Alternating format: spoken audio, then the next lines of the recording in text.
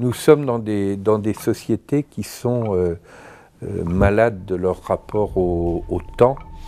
D'un côté, on a des collectivités humaines dont les êtres humains n'ont jamais eu autant de temps, à la fois parce que l'espérance de vie est beaucoup plus longue, les machines à économiser le temps ont été considérablement démultipliées au cours aussi bien des révolutions agricoles que des révolutions industrielles et maintenant de la révolution informationnelle.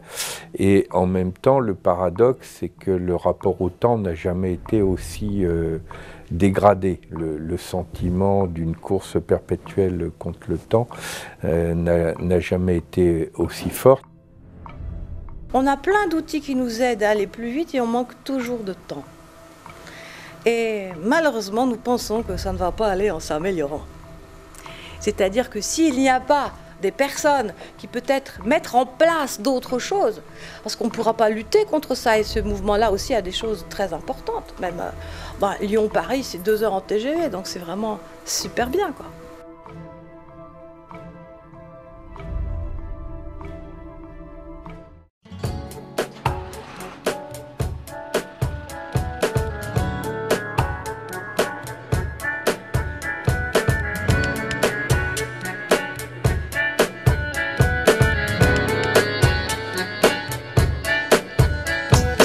Parfois, on a l'impression qu'on est dans un impossible paradoxe à traiter. Finalement, on s'est dit, à la fois dans le rock et à la fois dans le slow, il y a des aspects et positifs et des aspects un peu moins reluisants, pour ne pas dire négatifs.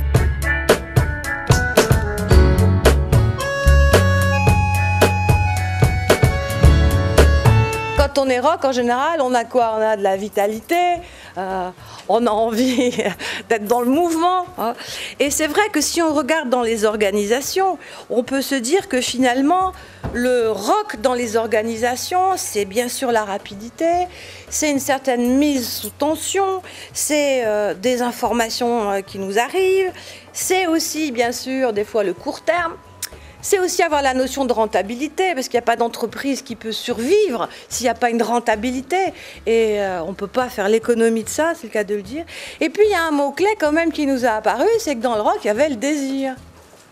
Et le désir, si on reprend un peu ce que dit Spinoza, le désir, c'est quand même ce qui nous fait avancer.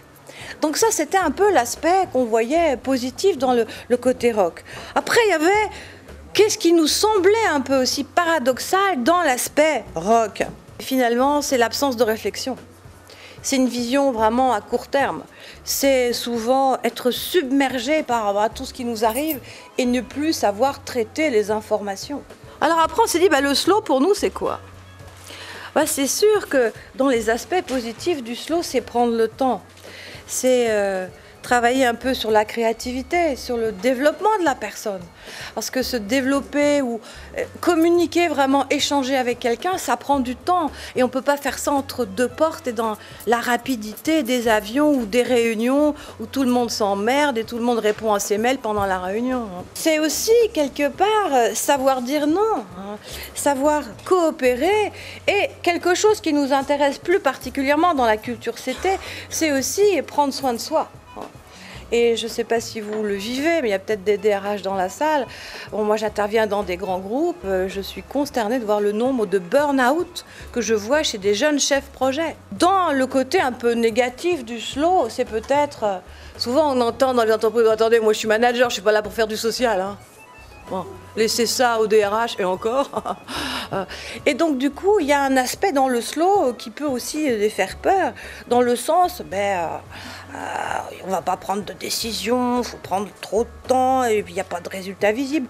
Ou des fois, ce qui est pire, on arrive dans certaines organisations à avoir ce qu'on appelle du consensus mou. Tout le monde est d'accord, mais tout le monde s'en fout. Si on n'est pas dans un vrai processus d'écoute, de partage, et on sait bien que quand on veut coopérer ensemble, ça prend un peu plus de temps que de dire « voilà ma décision et vous faites ».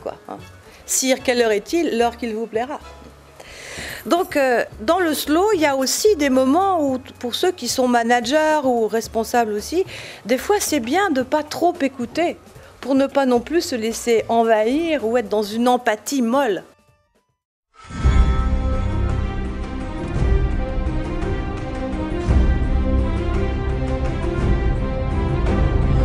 Dans mon entreprise, ce qui me frappe tout le temps, c'est que lorsque nous sommes en situation de crise aiguë, eh bien, il y a un sursaut, il y a une espèce d'énergie libérée, peut-être parce qu'on s'est préparé, peut-être parce qu'il n'y a plus de débat sur la réalité, alors il faut bien appeler ça de la menace, le sentiment de survie, de priorité à la survie, n'est plus à discuter. À la fois, j'ai toujours eu une très grande aspiration à aller vers la profondeur, l'intensité, ce que demande la création artistique. Et en même temps, je me suis rendu compte que dans ma vie, j'étais dans une perpétuelle course qui me conduisait à être dans une boulimie incroyable de projets. Il y a un vrai travail intérieur qui est incontournable pour trouver justement l'équilibre dans lequel on est à la fois dans une forme de puissance, d'intensité et d'expression de ses talents, de monter des projets, et en même temps sans perdre le contact avec soi-même, et donc avoir toujours une acuité très grande sur ce qui nous motive à faire les choses. Dans mon rôle de trader, on est vraiment pour le coup dans du très court terme, c'est-à-dire on a tous ces stimuli, toutes ces demandes, il faut y répondre tout de suite. Mais déjà j'étais dans une posture où oui mais ça n'a pas de sens si je sais pas, si je prends pas un peu de recul et que je me dis bah, vraiment que vaut cette dette par exemple et qu'est-ce que je veux faire. Et je peux vous dire c'était très rare sur les traders d'avoir ce recul-là, mais c'est ce qui fait la différence, c'est l'opportunité. On en parlait tout à l'heure, voilà, qu'est-ce qu'il y a dans ce monde, quelle est l'opportunité, qu'est-ce qui va faire ma différence. Et c'est souvent dans le slow qu'on voit cette différence et pas dans la précipitation. La connaissance des individus qui n'est pas écrite ou qui n'est pas dans les diplômes ou dans l'exercice d'activité ne peut se révéler que si vous créez des moments dans l'entreprise de partage et d'échange, de recueil d'informations, d'expression de souhaits, d'idées.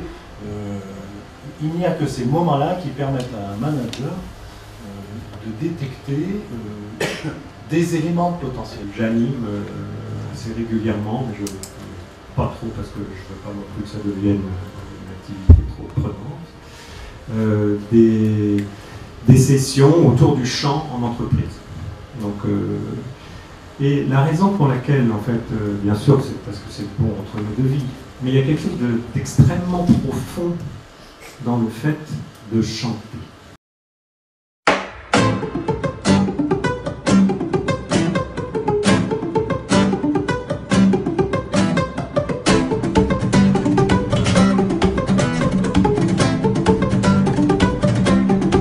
Cet atelier était centré sur la mindfulness avec l'idée, puisqu'on était sur le thème du rock and slow, sur cette, à la fois la vitesse, la précipitation, le tourment, la pression, et puis la lenteur, et comment est-ce qu'on peut concilier lenteur et précipitation, vitesse. Et donc j'ai trouvé intéressant de pouvoir démarrer un échange à partir de la grande vague, cette image qui représente une mer déchaînée avec des embarcations qui sont un petit peu pris dans le flux de la tempête et de cette vague extrêmement violente, avec le mont Fuji qui est là derrière, au calme, qui représente le calme, qui représente la sérénité, la montagne enracinée, avec l'idée que derrière ou à l'intérieur de la tourmente, on peut aussi garder son calme, garder cette sérénité, garder ce centrage. On a travaillé pendant une heure et demie autour de deux principales thématiques. La première, c'est comment prendre du recul. Comment sortir de sa construction mentale, de son univers mental habituel pour prendre du recul et observer ce qui se passe. Donc là, par rapport au rock and slow, c'est plutôt le temps de je me pose, le slow, et on voit quelle est la puissance. Un des retours qui a été fait, c'était de voir quelle était la puissance en fait, en quelques instants de prise de recul de ce qui pouvait émerger. Et le deuxième atelier nous a permis de travailler sur un processus de changement. Donc comme beaucoup de nos clients sont dans des phases de changement, il y a pour eux la nécessité de tourner les pages, de faire des deuils. Et donc on a travaillé cela avec la méthode des constellations d'organisation, ce qui permet de voir que au fil du temps, les choses évoluent et que les représentations qu'on avait du passé, elles sont dans l'ici et maintenant exprimées au présent, et elles vont évoluer au fil du temps. J'interviens auprès de femmes, je réalise des coachings pour accompagner des femmes qui sont en fin de traitement du cancer. Je les accompagne en groupe pour anticiper et préparer ce retour au travail après la maladie. Donc l'atelier que j'ai fait effectivement était sur l'accompagnement de ces femmes pour le retour au travail et au travers du rock and slow, parce que souvent ce sont des femmes qui ont été dans des jobs très prenants, donc elles vivaient quelque chose de très rock. La maladie est quelque chose de très rock aussi, il y avait beaucoup de traitements et tous les effets secondaires. Et puis vient la période du slow où elles peuvent enfin se poser et travailler sur leur retour au travail. Un jour, un de mes amis coach, consultant, m'a dit qu'est-ce que tu as appris depuis que tu fais de la scène que tu aurais aimé savoir quand tu étais en entreprise? Et ça m'a beaucoup fait réfléchir, et du coup j'ai développé en fait des interventions en entreprise autour du chant. Et voilà, c'est ce que je suis venu exposer aujourd'hui aux coachs de CT. Ne pas ignorer son corps, ne pas le laisser de côté, c'est aussi une bonne façon de régler une partie des problèmes qui se posent dans la vie d'entreprise. Où une partie du stress est liée aussi au fait qu'on oublie, on néglige, on occulte sa présence physique. Avec la musique, on échappe au rationnel et on voit qu'on peut faire des choses qui sont de l'ordre du sensible ou de l'émotion, que tout le monde peut partager, qui ne passent pas nécessairement par des raisonnements rationnels. Donc que la communication humaine, et évidemment ce qui se passe en entreprise en fait partie, met en jeu d'autres choses que des démarches strictement analytiques ou rationnelles.